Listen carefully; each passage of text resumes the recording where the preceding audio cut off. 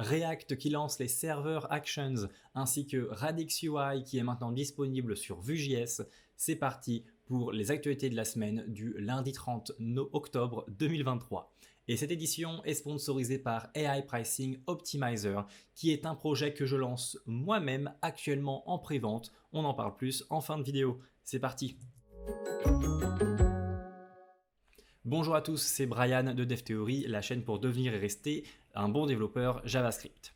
Cette semaine, on va donc parler tout d'abord des serveurs Actions. Alors les serveurs Actions, c'est une nouveauté que lance actuellement React. Alors on savait que React avait déjà lancé les React Server Components. Donc en fait, c'était des components qui pouvaient s'exécuter seulement côté serveur et qui renvoyaient donc du HTML, CSS et JS, mais seulement client. Et donc, maintenant, eh bien, on a ce Server Actions. Alors, qu'est-ce que c'est que ce Server Actions là? Eh bien, en fait, c'est un component également, un fichier, qui va en fait avoir donc eh bien, du HTML, donc ça va être exécuté côté client, mais on va avoir une fonction, par exemple ici Submit Email, qui à l'instant où on la déclare, eh bien, la première ligne, ce sera un marqueur spécial Use Server. Et ce marqueur spécial là, il est déjà présent donc, dans la documentation. Et donc ce use server va faire en sorte que la fonction en elle-même eh bien, va être appelée côté serveur. Donc en fait, à l'instant où le client va aller va cliquer, va renvoyer ici ce formulaire, va submit ce formulaire, eh bien ça va aller dans submit email. Mais submit email, en fait, puisqu'il y a un use server ici, eh bien ça va être un appel à une API, et l'API en fait du serveur actuel. Donc, et donc dans cette API là, dans cette route d'API là, eh bien on va avoir effectivement la fonction add email to newsletter qui va s'exécuter, qui a été ici importée, mais qui sera seulement importée donc côté serveur puisqu'elle est seulement utilisée dans un scope où il y a le marqueur use server. Puis ensuite, eh bien, ça va renvoyer le résultat directement eh bien, à la fonction client submit email qui peut ensuite en faire quelque chose si jamais. Et donc voilà un peu comment ça marche les serveurs action. Donc en fait, c'est tout simplement mélanger du front-end et du back-end. Et donc forcément sur Twitter, sur X, il y a pas mal de personnes qui ont encore réagi à cette nouveauté de React parce qu'ils disent que voilà, le PHP a encore été réinventé quand on exécutait du PHP directement à travers les formulaires comme ça, c'était effectivement possible et que beaucoup de personnes actuellement disent qu'il vaut beaucoup mieux eh bien, diviser le front-end et le back-end.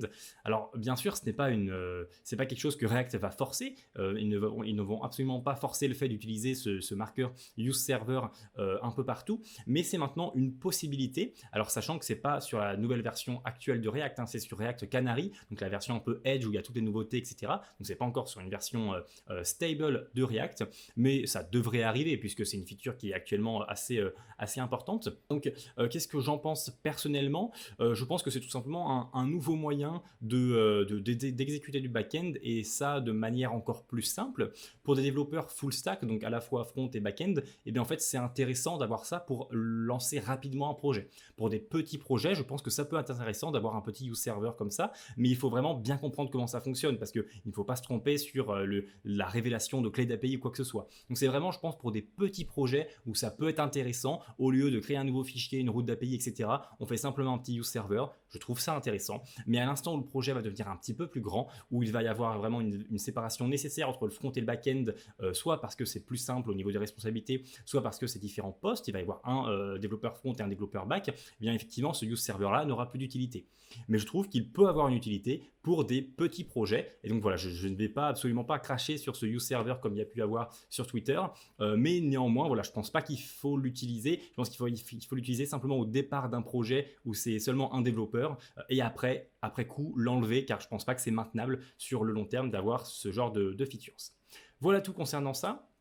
Autre nouvelle cette semaine, la version 2.0.0 de MSW. Alors MSW, en fait, c'est simplement l'occasion d'en parler parce que la V2, c'est simplement des Node.js, une autre version qui est supportée, etc.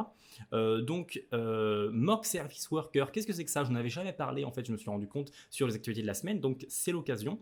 En fait, Mock Service Worker, c'est une API c'est un mocker, donc ça va permettre de moquer les API. Et ça de manière super simple et ça s'intègre très très bien à pas mal de choses.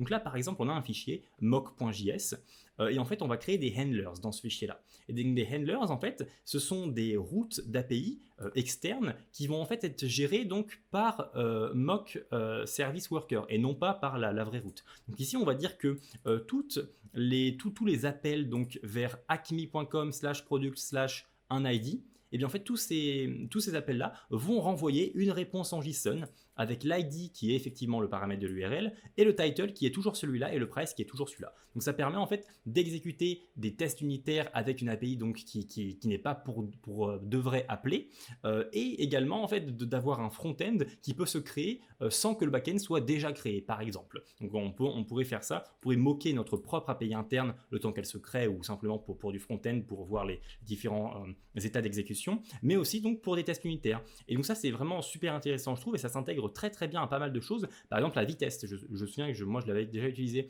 pour des tests unitaires avec Vitest et c'est très intéressant de l'intégrer avec Vitest, ça s'intègre très bien et en fait quand vous allez faire un fetch réel, votre fonction fetch, et bien ça ira justement sur vos handlers ici et ça ne fera pas une réelle exécution de fetch même si votre URL et bien c'est une réelle API qui existe. Donc c'est ça qui est intéressant et également donc pour le local development comme je vous disais, si jamais vous faites du front etc. Derrière, ça peut également servir en end-to-end test, également pour du Storybook Showcase. Donc ça s'intègre vraiment à tous les frameworks. C'est vraiment un standard. Voilà, ils le disent, industrie de standard, c'est un standard. C'est juste que j'en avais jamais parlé dans les actus de la semaine, donc je pense que c'était l'occasion. Maintenant, on va également parler de Radix cette semaine. Pour ceux qui ne connaissent pas Radix, c'est une collection de components pour React. Donc c'est vraiment une superbe collection de components avec énormément de components qui sont tous très accessibles, donc c'est assez bien. Et ils sont non stylisés. Et là où c'est intéressant, c'est que du coup, vous allez pouvoir mettre votre propre style, mais en plus, Radix vous fournit certains styles de base. Par exemple, ici, on peut switcher entre les styles. Hop, et vous voyez que là ça switch entre les styles, donc c'est pas une nouvelle page. Hein. Et rapidement comment cette animation se fait, c'est via View Transition API. Vous savez, c'est un nouveau type d'API dont on avait déjà parlé la dernière semaine qui permet de rapidement changer les pages. Et donc là, je pense que c'est à travers View Transition API qu'ils font ça. Et donc, où est-ce que je vais en venir? Eh bien, il y a maintenant un port de Radix pour Vue.js et également Nux. Donc, tous les components de Radix UI sont maintenant disponibles également sur Vue.js. Par contre, ils sont non stylisés. Il n'y a pas de style encore actuellement, mais peut-être qu'on peut récupérer les styles de Radix UI. Je ne suis pas sûr à tester. Mais en tout cas, tous les components sont présents. Donc là, l'accordéon. Faites pas attention au style, hein, parce que le style, du coup, ce serait celui que vous mettiez vous-même. Donc, ce n'est pas forcément ce style-là que vous aurez. Mais en tout cas, le système, eh bien, il sera en place. Le système de modal également qui sera en place, système d'avatar, de collapse, de checkbox, de compo box, etc., context menu. Bref, il y a vraiment beaucoup de components que vous allez pouvoir utiliser directement dans Vue.js ou bien sûr dans React, hein, si jamais vous ne connaissiez pas Radix.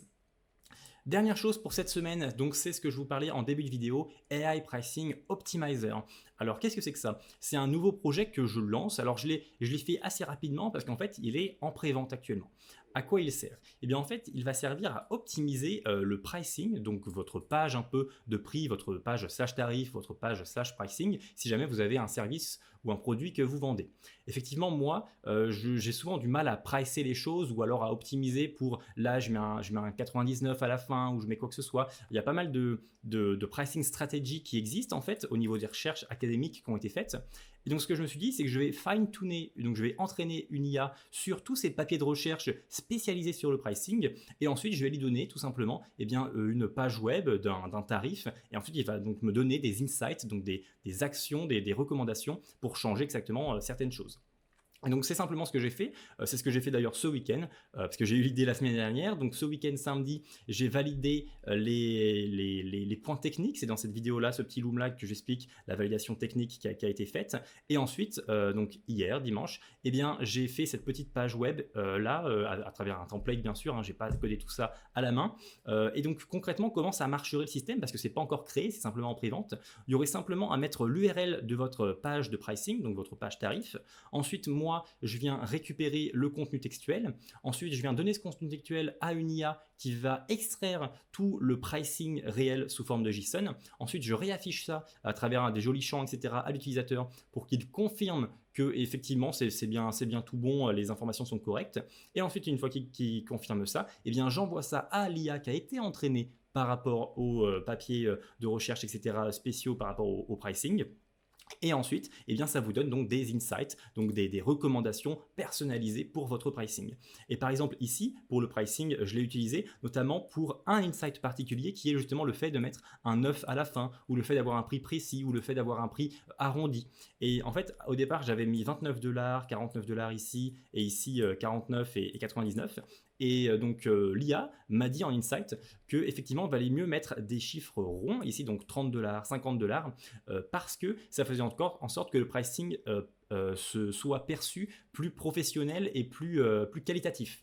Et donc effectivement, je trouve que c'est le cas. Maintenant, je trouve qu'en le revoyant, je trouve que le prix est plus qualitatif de cette manière-là qu'avec un 29 ici ou un 49 ici.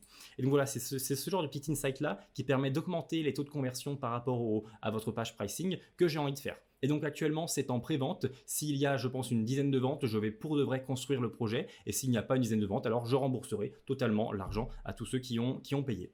Voilà tout concernant ce petit projet-là, AI Pricing Optimizer. Bien sûr, je vous mets le lien juste en dessous si vous êtes intéressé ou si vous connaissez quelqu'un qui serait intéressé. Et si vous voulez en savoir plus sur les points techniques, j'ai fait un petit loom juste là. Voilà tout concernant cette vidéo. Bien sûr, je vous mets le lien de toutes les actualités juste en dessous en description. Quant à nous, on se retrouve dès lundi prochain et je vous souhaite un très bon codage.